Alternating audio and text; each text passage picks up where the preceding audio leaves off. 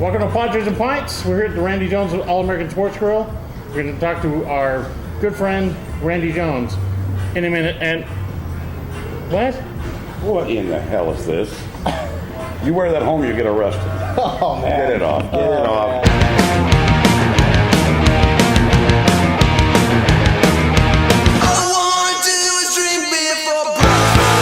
Okay, thank you for joining us. Padres and Pints. My name is Rick.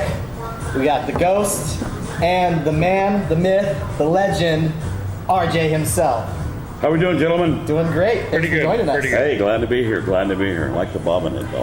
Like that? Like that? Yeah, it's good stuff. So, we are here a couple days after the trade deadline.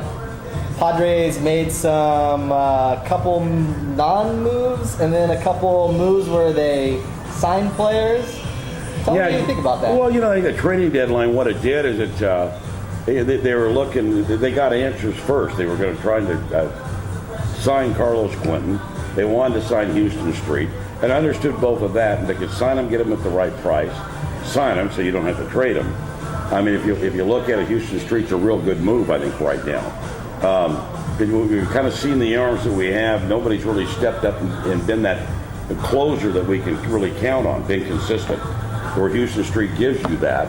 And if you get it at the right price, I mean, that's invaluable. Especially if you're anticipating 2013, being in more late inning situations where you can win. You want a closer you can really count on. I think Houston Street's the answer. And you're looking for that big bat in the lineup. Carlos Quentin, as long as he stays healthy, you know, is your answer. And that's a pretty good price for a number 4 hitter, and for a guy that has that kind of power, and a veteran type guy that can help your ball club, your young ball club. So I understand that. The Chase Headley deal, I really thought that, you know, if they could get the right personnel for Chase Headley, you know, they were going to trade him, but they weren't going to give him away. They want to get at least one frontline player that's going to help us right now, or be in the lineup right now, and some minor league guys. And that just didn't come to fruition. I mean, I heard that they had a 3-team deal trying to put it all together, and I guess there was one guy that they just couldn't get it done. They couldn't get it done right. So he's going to stay here. He's going to be the last 2 months. He'll be a Padre, but I still think over the offseason that that's one of those positions, where Chase Headley's probably going to be with another ball club. They're going to trade him in the offseason. He's going to get a good raise in arbitration. But with the one thing, I think we have a surplus of third baseman, and we have for a few years. And we got a lot of guys out of position right now, and I think they're anticipating, whether it be Jerko or Logan Forsythe, one of these guys is going to take over that third base spot. So as a former player, what do you think it affects the player at all, hearing all of his name being in the day in and day out in the news that they might be traded? You do? Sure. I think it definitely has to be a distraction. And the one thing you keep hearing about in the news, whether it be ESPN or now all the blogs or the tweets, and if you're paying attention to them, but every sports writer every day is going to ask you about it. Typically, and it's not one of your local guys. You're going to a new town every 3 days, and they're going to ask you about it. And it's got to be a distraction for a bit. And so it's got to be kind of a sigh of relief to get through the trading deadline, regardless of what happens, and that now everybody will just kind of leave you alone. Now we're back to normal for August and September. Now, you were actually traded one time, but it was in the off-season. It was in the off-season in December. What was that like? Tell me a little bit about what that was like. Well, it's never good, but the other side of the hill on my career, I had arm problems. I snapped that nerve 3 times, with the Padres and trying to rehab it. And the Mets wanted to take a chance, and I knew they were kind of taking a chance. And, I wasn't feeling the love from the Padres so much at that point in time, trying to make that transition, a tough move to regroup and change the Padre organization after 1980. And so I thought, what the heck, I'm gonna go try it. I still wanted to play or try to play, and unfortunately I got there, and in both years I snapped that nerve again, and that was a telltale sign. Once you know that, you know the arm's just not going to do what you want it to do. So, hey, it's time to move on and find other things to do. Yeah. Do you think the Padres have the right nucleus? Are they headed in the right direction? Because I think both the Street and Quentin deals were very team friendly, and both guys, the key was that it seemed like they want to be here in San Diego. Yeah, and typically, for a for an everyday player to want to be here, that's a little bit unique. It's Yes. a big ballpark, but with this kind of power, with Carlos Quentin, the power that he has, I mean, there's no ballpark that can really contain him if he's swinging the bat well, guys. Right. I don't care if you move the fences in 20 feet, academic here at Petco, but it still might be done. But I think him being from the area, growing up here, that quality of life. Let's not frown on $9 million a year. I mean, that's not cheesecake. Right, exactly. So I mean, it's a good, fair contract, I think, for today's standards. But like this solidify the middle of the lineup. Once again, I'll reiterate, as long as he stays healthy, it's been the bugaboo with him. But hopefully we can do that here. But I think overall, you see that, and moving forward, I think the everyday lineup shows so much promise. With some of the new additions we have. Grandal and Mista, and even Cabrera's kind of gotten into it. Logan Forsythe shows a lot of promise. And Chase Headley for the while, but it could be Forsythe at third base or Jerko. He's going to get his opportunity, I think, before the season's out. And you got to test the waters, I think, if you're anticipating him helping you in 2013. I think sooner or later you better get him up there and get him 100 at bats and find out what you got. Yeah. You're going to have to, but if I have a concern, to be honest with you, it's going to be the pitching staff and the health of it. Yeah. I mean, when you get guys getting Tommy John surgery and ligament problems, that concerns me. That's not back making regular starts in April. I really don't see any way. If you're having Tommy John surgery, it might be the all-star game of next year before you're really back in 100%. And I'm talking about Lukey. Stoffer should be back and get some starts, the last month and a half of the season, I hope. And he'd be solid. You get with Clayton Richard. Jason Marquis done a good job, chewing up innings. Stoltz is back, which is good right now. I have a good arm. Ollendorf's going to fill in, but I don't think I think he's not in the plans, I don't think, for the future. Or Kip Wells. They're good veterans and know how to pitch, but I think you got to go get back to some of those dominant arms that we've seen. Yeah. And who else it might be? It might be down the minor leagues, a couple of the Casey kid. Of course, he's had a little arm ailments. Yeah. We just got to get some healthy arms. Yeah. That's my biggest concern for 13, and we do have a lot of great young pitchers. I think if we can keep them healthy. Right. So I don't want to use all any found money for expanding payroll. Maybe one veteran starter you're definitely going to be looking for, but I think overall you really got to count on some of these young arms coming through for you next year. Yeah. Well, speaking of all the pitchers and all the injuries, you're a former pitcher. You've been through injuries, but back in your day,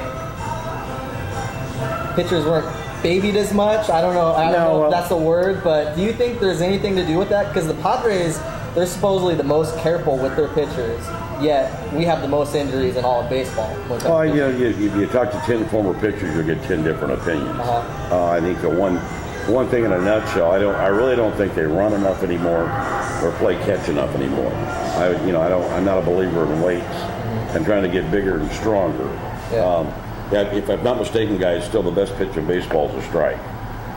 I didn't say fastball. Yeah. Who says you got to throw 95? Yeah. I mean, these guys anybody can turn around. 105. Yeah. Well, 105, you might get away with it. But if you're not throwing 105, I mean, 95 is good, but it's only good enough if you set it up correctly.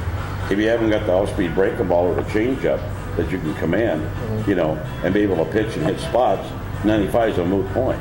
We see it time and again. Yeah. You can't get his breaking ball over. It's just a matter of time before somebody's going to get pummeled. Right. And it just commanding the strike zone, and I think that all comes from playing catch and running, conditioning, and that's very, very important. And I just think a lot of times they are babying them. I think a lot of times coaches have a tendency of maybe they sign a kid and they're afraid to make changes in him. And I think there's always changes you can make in a young pitcher. Yeah, he's throwing 92, 93, but you can tell from his arm mechanics, that he's a time bomb and it's ticking. He's gonna hurt his arm. Yeah. And so, why not try to make those changes when he's younger? It's not gonna hurt him, number one. And I watch some of these kids coming up and watching the ball games every night, and I see little mechanical flaws, but they're not major flaws. They're mostly the timing in his windup, and what difference it would make if they would just make a couple of changes. But it'd be kind of fun, and maybe after new ownership comes in, what I like to do is and I've offered too many times and never been taken up on it. But I'd love to go over to spring training for a couple of weeks, get in uniform myself. I don't want to work with the major league guys. That's not, but the minor league kids. Guys, yeah. I'd like to see some of our young arms and just make a few suggestions to them. Yeah. I mean, and hopefully I'm thinking maybe this next spring might be the time where I get a couple of weeks over there with some of the minor league kids. I mean, I think I can help them. Yeah. I've been there, I've done that, and I mean, the major league guys, I think Darren Bosley does a great job, but still to a point, I think a lot of times their players are reluctant to make changes.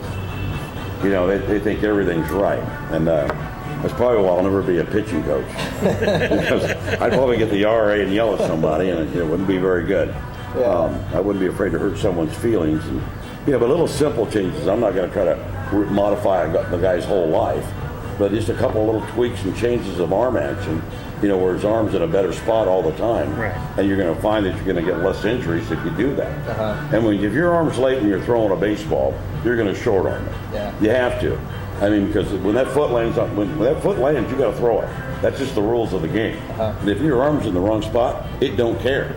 Your foot don't care. You're throwing it. Right. And so you got to be able to change a few mechanical things to get the arm in the right spot on a more consistent basis and take the strain off the arm. But then once again, to do that, you got to use your legs, you got to use your body. I think a lot of these kids really don't utilize their legs and body. It's all arm. Yeah. And there's just little simple things I think they could do to improve themselves. But catch them when they're young, coming up. Don't wait till you get to the big leagues. Right. And now they think they got it locked in because they're a big league pitcher. Yeah. And all their fundamental, their mechanics are wrong. Yeah. Change them when they're younger, and a little bit you'll get a lot more out of these kids. Yeah.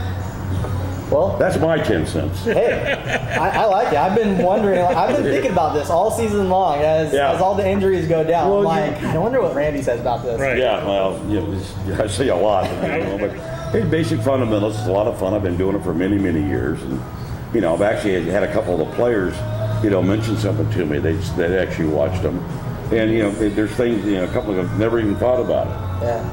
Yeah.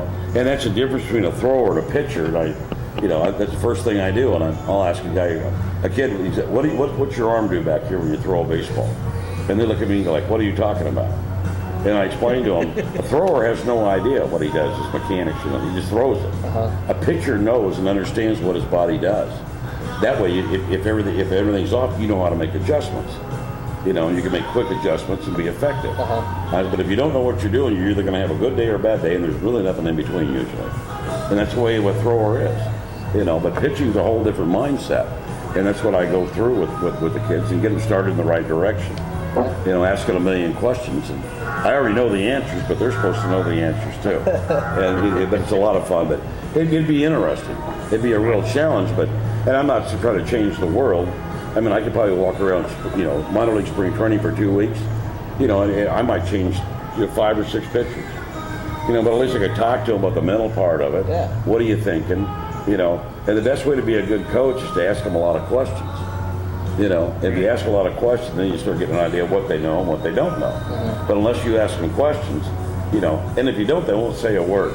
They're kids. Yeah. They're not going to say nothing. Yeah. But if you make them think and you keep asking them questions, and now you're getting somewhere. Now you're getting them to work. And not just throwing away. Hey, let's go throw 95. No, there's a little bit more to it, guys, than that. Yeah. Less is better at times.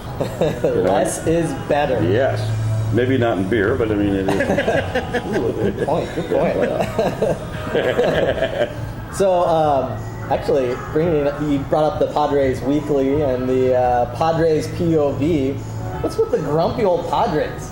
They're calling you grumpy. They're calling you old. What is going on there? That's pretty appropriate, If I know. If you hear Jerry and I and talk, because number one, we're old school. We've been around a long time, And hey, when you roll 60, you're getting old. Get over it. Okay, I have. I mean, I'm glad I am getting older. But just you had to call it something. So we sat down here and started talking about stuff. And I think we could have been a lot more grumpier if you'd asked the right questions. Oh, definitely. There's plenty more grumpiness if they want to do some more. But it's been fun, doing the little segments for Fox here locally, and I kind of envisioned that early in the year. Maybe get an opportunity to do that. Not pregame, postgame. You know me. I'm gonna not big on the travel and getting the road again. I kind of like being here in San Diego all the time. Yeah. But I mean, you're doing those little segments are kind of fun. Meeting different people, talking about different things. Right. You know, it's cool. I like that. Yeah, I love them. Yeah. Every Well, time I watch it every week. So it's like, I got plenty more. I got Right. you know lots of things to talk about is pitching, and you know, I think of course sometimes I have some crazy ideas and they look at me like I'm nuts and we're not filming that. Okay. Like we were doing earlier, right? Well, no, might even be worse than that, man. I can come up with some pretty aggressive ideas. So what you are doing this season, though, you made the shift from the BP show on the radio Yeah. to the post-game show. Yeah, I did, didn't I? It's been a long season, rough season. Man. Tell me what the transition's been like for you. Well, it's exactly what I thought it'd be. It's going to be tough, you know. Yeah. You never wanted, don't like getting home at midnight and going to bed at 1 o'clock in the morning. I mean, it's not like you just run home and jump on your pillow and fall asleep. Yeah. You got to unwind a little bit. But I enjoy working with John Quintera. I've known Coach for many, many years, and we've worked together in the past, on a different radio, stations, before the Padres. And it's always a lot of fun, once the buzzer. But it's just the post game is what it is. I mean, the first 2 months, I was going to die. I mean, they're going to talk about. I mean, when you win 5 games the first month, I mean, I'm not too optimistic. I was worried about those 6 people that were listening to us. That's like your quote. I think it was the game 60, something like that, and you went game 60. We played at least 100. That's it? Only 60 games? I remember saying it, man. Hey, I wasn't lying, boys. But I enjoy doing the radio, and obviously it's a lot more fun, when you're having a little more success and winning. I do kind of prefer probably the pregame because of the time slot. I enjoy that. I did that for so many years too, locked in. Yeah. And I'd like to see maybe that come back. Yeah, see, I always thought BP show before the game, all the fans are, looking forward to the game, full of enthusiasm, and then post-game show, if the Padres lose, everyone's grumpy. Well, yeah, see, and they call you. Yeah, the pregame show, you got almost 22 hours for them to forget about it. Yep. And so you talk about it a little bit, and you start moving forward all of a sudden. Post-game is just, it is what it is. Yeah. So, do you have any stories about the O'Malleys or Phil Mickelson, or have you had any interactions with them in the past? Ron Fowler. Yeah, not really too much. I mean, I've met them all, but I no really interaction with the O'Malleys being ownership. We got that guy on the field. Dodgers. I mean, back well, yeah, but it might be Vince Scully, Tommy Lasorda, but I didn't get up into the front office. Yeah, guys. right. But obviously, the O'Malleys were very active there in my prime, in my heyday, and with Walter Alston and making the All-Star team and pitching against them a million times, and being a Southern California boy, from that area. I mean, there's a relationship there, kind of an intangible one, I think. Overall, though, it's just I'm excited about the idea they're known for community work and getting in the community and getting the fans back in the ballpark, and I think that's where I would come in. That's what I do now for the most part, but I even see them probably doing a little bit more, getting creative. I like maybe that. like riding a trolley right behind me, right here. Yeah. Signing autographs. I don't know. Let's sign autographs all the way to Petco. I like the way you think. Think outside the box. I like that. I like that. That's what you got to do. That's what you got to do. You got to get creative in that. All right, I am here with Mark from the Randy Jones All-American Sports Grill. Thanks for joining us, Mark. Oh, it's our pleasure to have you down. Yeah, definitely. So tell us a little bit about the restaurant here. We're a sports-themed restaurant, obviously baseball-centric, with Randy being a partner here. And we just strive to have, for a sports bar, really quality food and the best sports viewing of any of the sports bars in town. That's what our goal is. Tell everyone about that massive TV right there, right above the bar. All right, well, that's kind of a unique television because it's a big 14-foot screen, and we can divide it into as many as 8 different broadcasts. So we can show 8 games at once on one screen. We don't always do that. Usually it's 4, and when the need is right, we do it as 1. But it's a 1080p screen, which means that we take a high definition signal and through a computer we upgraded to 1080p, which is Blu-ray quality. So not only is it a big screen, but it's of exceptional quality, which is really unusual in a screen that size. Yeah, definitely. Now you got tons of beers on tap right now. Local beers, various other beers. Tell everyone about that. Well, one of our niches is with the popularity of beer in San Diego, is to carry a fresh assortment of local brews, and so all the local breweries are represented here. We have 24 tap handles. We carry a few bottles, but primarily it's draft beer, and we're rotating it all the time. And you can go onto our website, and we have on the website on the home page an up-to-date, real-time list of the beers that we're serving. So if there's ever a question about, I wonder what they've got on tap tonight, you can go there and find out. Always know. That's good to know. Yeah. So you come to Randy Jones Grill. What is your marquee dish that you tell people that you guys have to try this? Well, if I said anything other than barbecue, it probably wouldn't be called the Randy Jones All-American Sports Grill. Randy would get after you if you said anything besides that. So I always say try the barbecue, because Randy's sauce is exceptional. Mm-hmm. That's what we use. I like the ribs myself, but the pulled pork sandwich is good. We do it just like they do down at the ballpark. But if you don't want barbecue, we've got a lot of other great things. Salads. A lot of the ladies like to have salads, and this time of year, salads are a great item to eat in the summertime. So, those would be the things I'd shoot for, is the barbecue.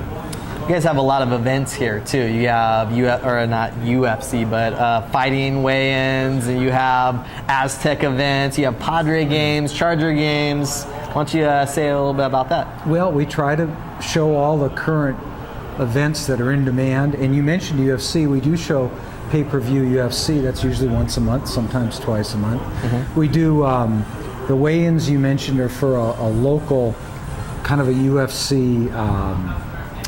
Call it minor leagues UFC organization, and they have their weigh-ins here. That's once a month. But for the most part, whatever big event it might be. Sometimes the big event for the night is Quaff Beer, which has a meeting here once a month, and 80 home brewers, 80 to 100 home brewers meet here and drink and tell stories about making beer. So we've always got something going on. Come visit them. Come book your parties here. They book parties.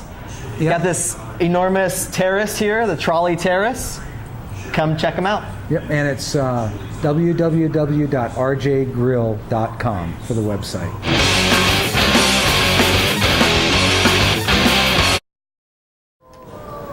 Okay, RJ. Yo.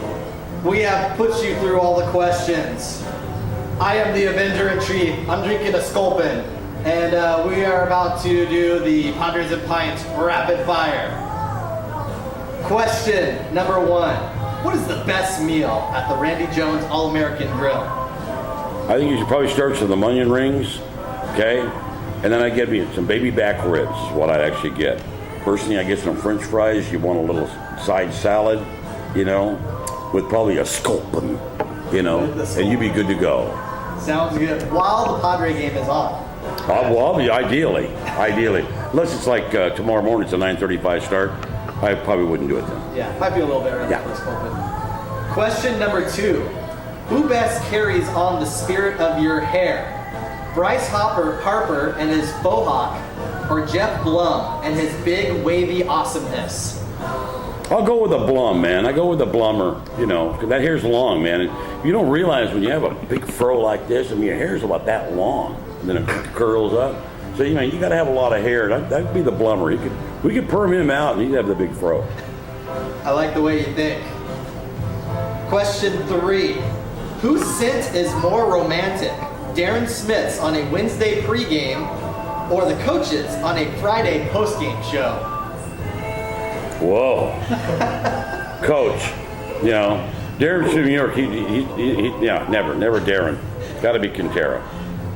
Sounds about right. Yeah. Darren probably shows up in flip-flops and shorts and Bingo. hasn't shaved in a week. That's it. Question number 4. Knuckleballer R.A. Dickey climbed Mount Kilimanjaro during the off-season. Whose pitch has more movement on the African mountain? Dickey's knuckleball or your slider? Whoa.